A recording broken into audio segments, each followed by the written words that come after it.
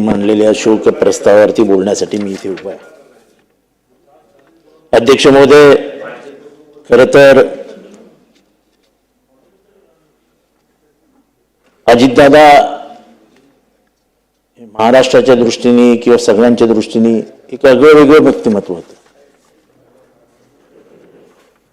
पण हा माणूस मनातनं अतिशय सेंटिमेंटल आणि इमोशनल होता.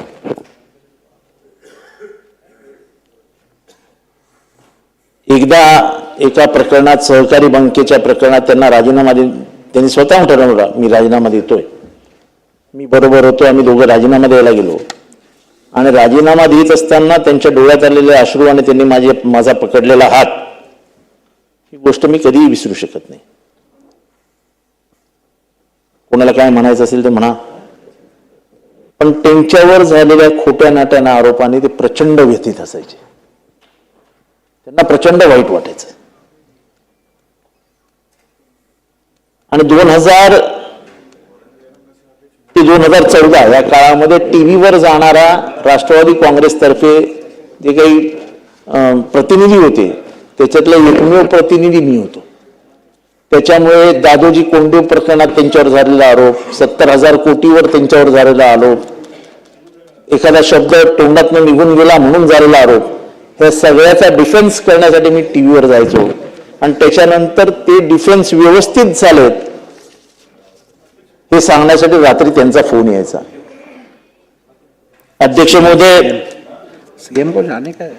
तडकाफडकी निर्णय घेणं हा त्यांच्या म्हणजे त्यांच्या डाव्या हाताचा खेळ होता.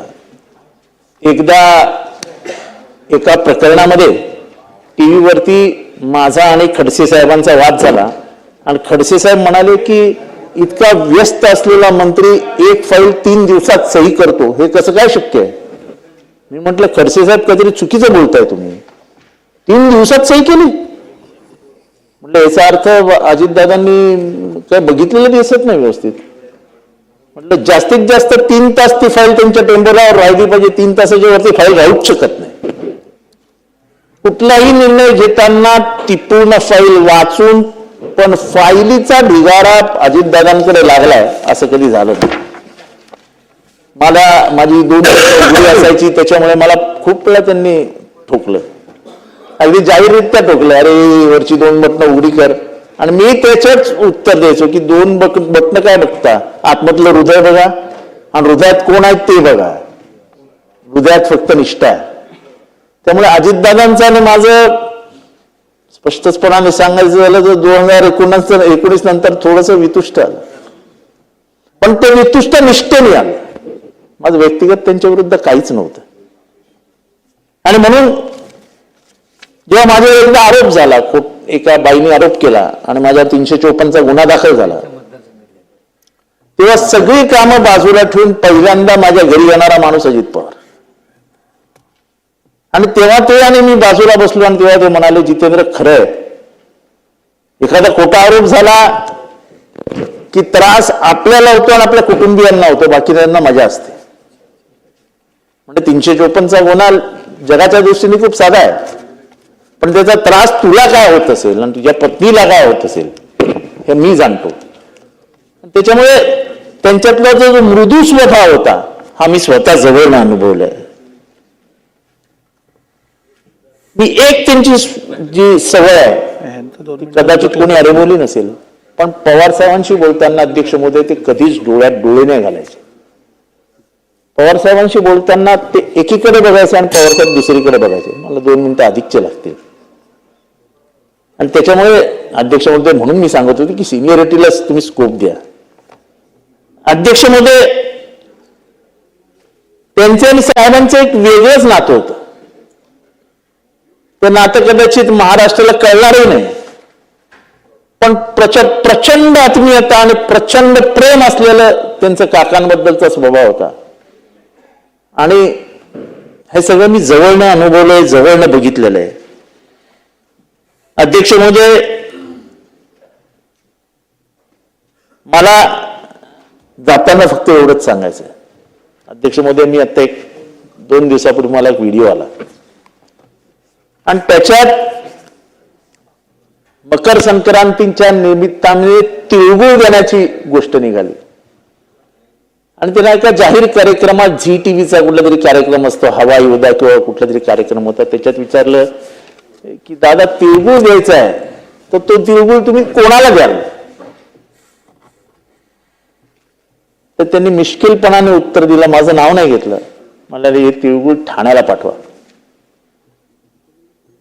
दादा आज तुम्ही नाही, खर तर मनात कधीच असं नव्हतं की काही वाईट बोलावं, पण काही प्रसंग असे आले ज्याच्यात काही भूमिका तुम्ही घेतल्या, काही भूमिका मी घेतल्या, पण त्या कधीच व्यक्तिगत नव्हत्या, त्या एका विचारधारातनं आलेल्या होत्या, त्या एका भूमिकेतनं आलेल्या होत्या. तुमचं मन दुखवावं आणि तुमचं मन दुःखी झालं असेल तर तो काळ तसा होता, ती वेळ तशी होती. पण तुमच्या त्याच तिळगुळ ठाण्याला पाठवा हे जेव्हा मी ऐकलं,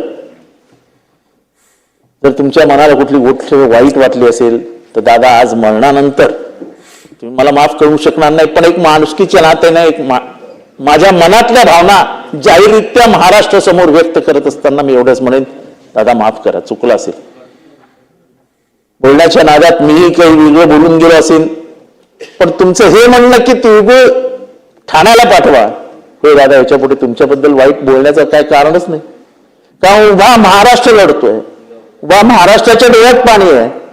आज या संपूर्ण सभागृहातली झालेली भाषणं ऐकल्यानंतर तुमच्यातला मोठेपणा हा काय वेगळा सांगायला नको, पण महाराष्ट्राची मोठी हानी झाली ही शब्दातनं व्यक्त करू शकणार नाही, शब्दातनं व्यक्त होईल पण ती भरून निघणार नाही. महाराष्ट्राने एक विलासराव गमावले, महाराष्ट्राने गोपीनाथराव गमावले, महाराष्ट्राने आरारावा गमावले आणि महाराष्ट्राने अजितदादा गमावले. महाराष्ट्राने मोठा नेता गमावला. याला महाराष्ट्राच्या भविष्याची चिंता होती. महाराष्ट्राची झालेली हानी कधीही भरून निघणार नाही. अजितदादा म्हणजे तुमचं जे तिळगुळाचं ऐकल्यानंतर मला जास्त बोलावं असं वाटतं, पण माझ्याकडे वेळ कमी आहे, मला खूप अनुभव सांगायचे होते. धन्यवाद. पण हे भाषणाचा म्हणजे ठीक आहे, अजितदादा बद्दल जेवढं बोलावं तेवढं कमीच आहे. धन्यवाद.